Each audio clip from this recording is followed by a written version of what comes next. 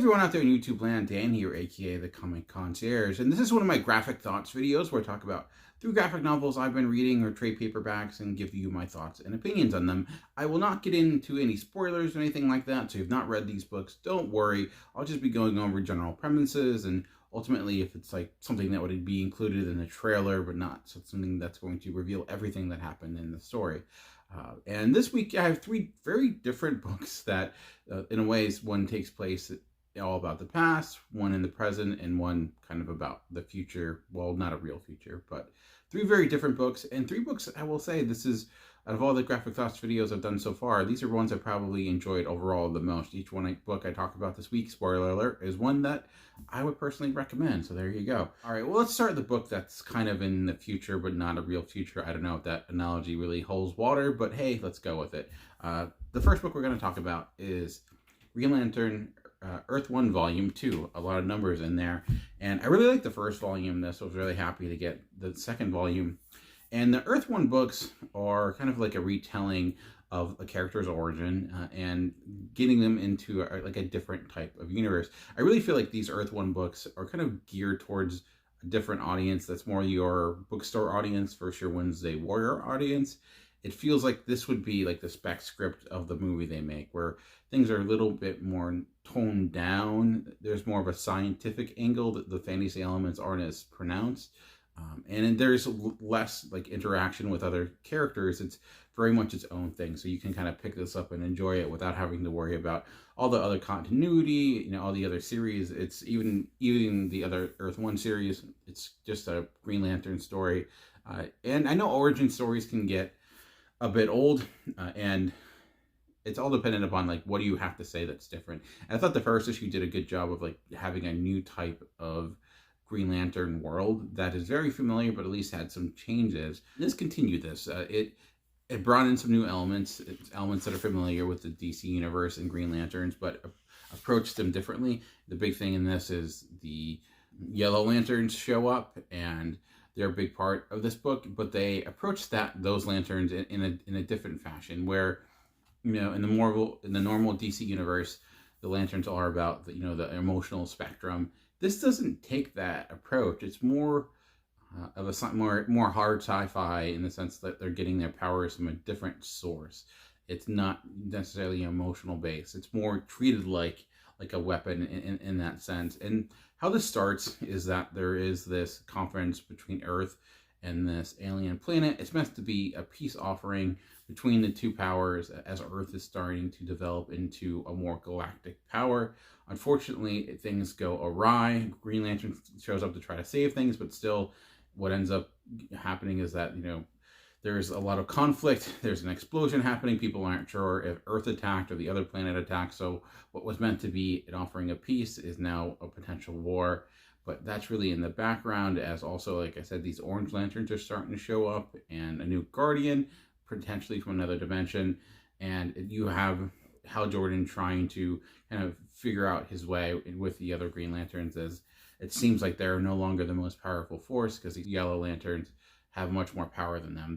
Their power seems to dwarf theirs. Because of that, they're kind of scrambling. They don't know if they're really there for good or bad. And if you know Green Lantern, I don't think this necessarily changes a whole lot, just more of the makeup of like where things come from. The characters are relatively, I think, the same type of characters from Kilowog to Sinestro. They all have the stories that they've had in the normal DC universe, just slightly tweaked. But I just like the leanness of the story. It's very quick. You can see like this being the script that they would use if they ever redid a Green Lantern movie, because it has a more sense of realism to it in a way. Even the art, the way it's depicted, it doesn't feel like superhero art. It's a little bit more messier. It's not the traditional house style you get with DC Comics. So I really enjoyed it. I thought Hal Jordan really showed to be a great character in this.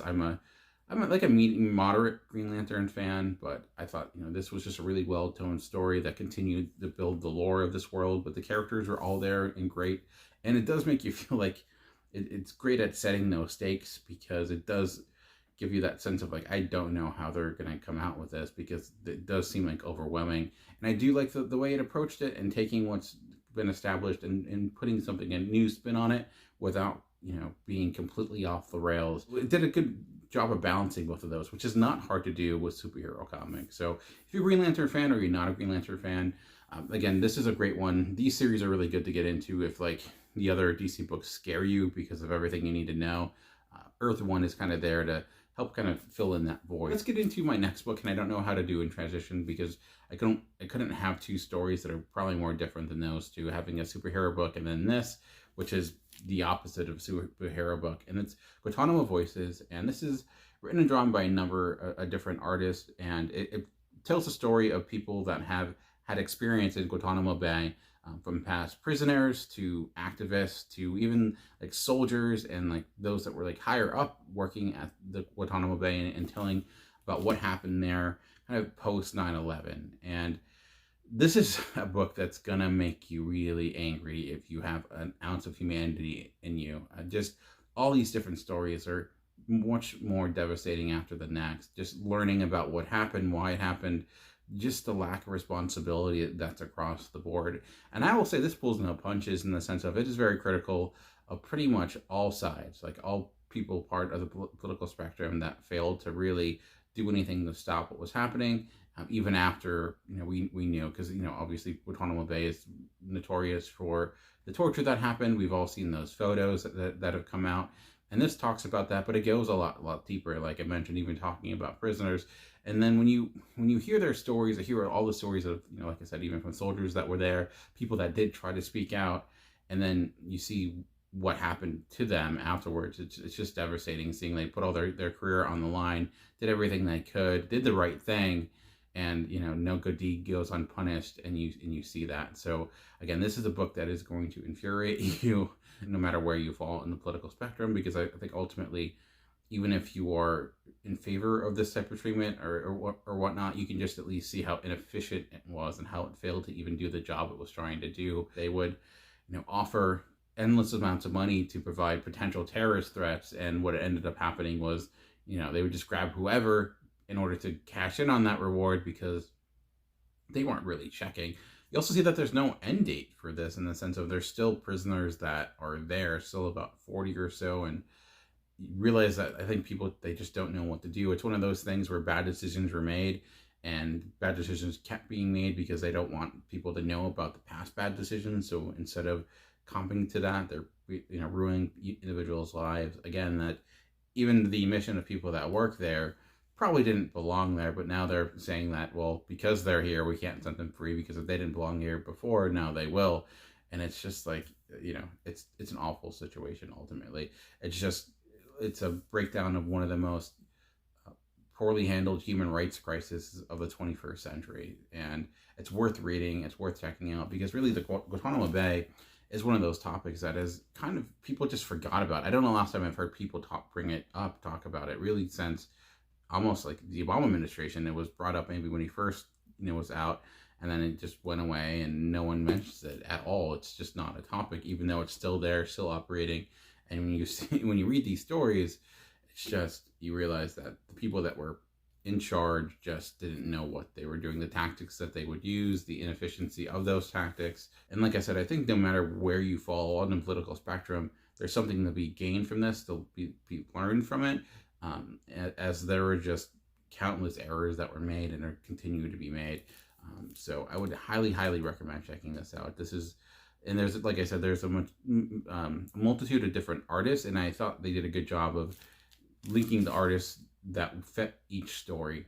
It's not the easiest thing to do when you're telling these stories, when you want to ensure people understand the realism in them, but you're obviously still within the comic book world, and balancing that is not easy. And I never have felt that it ever veered one way or the next. Did a good job of the editorial part of this, deserves credit to pick strong artists that were able to get the point across for each and every mini story that's in here. And there's stories I think that people really need to hear. And comic book journalism is not something that people really ever talk about all that much. It doesn't happen very often. But I'd put this up there with anything regarding this topic, like when it comes to Guantanamo Bay.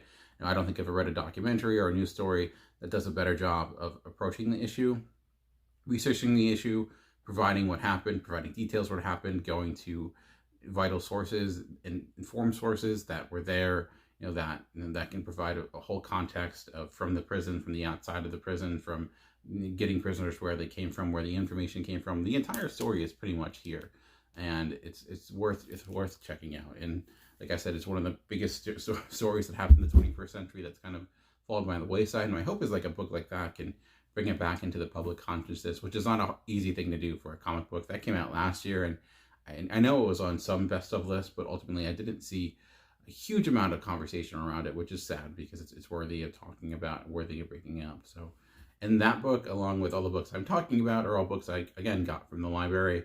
When I do these graphic thoughts videos, I tend to get them from the library because, graphic novels are going to be expensive. For example, looking at my next book, it's going to be running around, $40 or $50, and I necessarily don't have that much money to spend on all the graphic novels I read, but I do want to read more. So there's the library, and I keep bringing it up because I hear people always harping on price all the time when it comes to comics, and I get it, but you can read so many comics, you can still enjoy the medium and not spend a dime, and because of the library. So don't worry about price. If price is an issue for you, you may need to be more patient, but the comics will be there, and if your library doesn't have it, ask them to get it, and more often than not, they will. So I've had that happen with me where I wanted to read Scalped, and they didn't have Scalped, and I asked if they could get it, and they ordered it off of Hoopla, or not Hoopla, but they have a different site. It's Kibby, which is kind of like Hoopla but different. But ultimately, they ordered it, and for me, based upon my request, and now it's available for everyone to get because they're very open to suggestions. At least my library. I don't know about all libraries. I'm privileged to be in an area that can afford that. I know a lot of areas that don't, so I do try to take advantage of it. So there you go. Ultimately, the more you know, I guess. All right, I'll get off my library soapbox and talk about my last book, which is Sapiens, a graphic history, and volume 1, which when I read this, I almost had flashbacks to the Mel Brooks movie, A History of the World, Part 1, which, it's kind of a pun. And everyone asked, like, is there a Part 2? But it was just meant to be a joke. And part of me was like, is this also meant to be a joke? But it's not necessarily. And this is the history of Sapiens. And by that, it means all Sapiens, including Neanderthals and other human-like species that existed, and what happened to them. And we kind of forget about that. This is a book, I think, that it's actually a European book that was just recently translated. And I do love reading European comics. Just seeing how the medium is approached in different countries is really great to see. It opens your eyes in the sense of like how styles are different. This, I don't think necessarily if I read it, looking at it without, I would ultimately assume it's a European comic because the style is just your typical, I would think, more indie style. But the information in it is really fascinating to read. And like it's not lying. It's looking at the history of Homo sapiens from the very beginning. And what was really evident about this is just how much human history we talk about is really just a small bit of what the sapien history. It's like watching 8-hour movie, and really the modern history, from the last 1,000 years or so, when you had culture and society established in any meaningful way, would be like the last 10 seconds, and everything else would be people hunting in tribes and things like that. So, and I love the framing device in this, in the sense of it's a father and daughter, and they're going through and learning. They're like going to a museum or going to a speaker, learning about these things. And the reason I like that framework is the daughter would ask these questions to try to better understand things. So you having a child there, you have an excuse to try to simplify things. And as I think I'm intelligent, but then you get into some of these theories and I'm a little bit lost. So having someone try to explain something to a child makes it a little bit easier to digest. But it goes through a bunch of ideas like how we got to where we are now, like what led us to be the cultures and societies, where did they all come from? And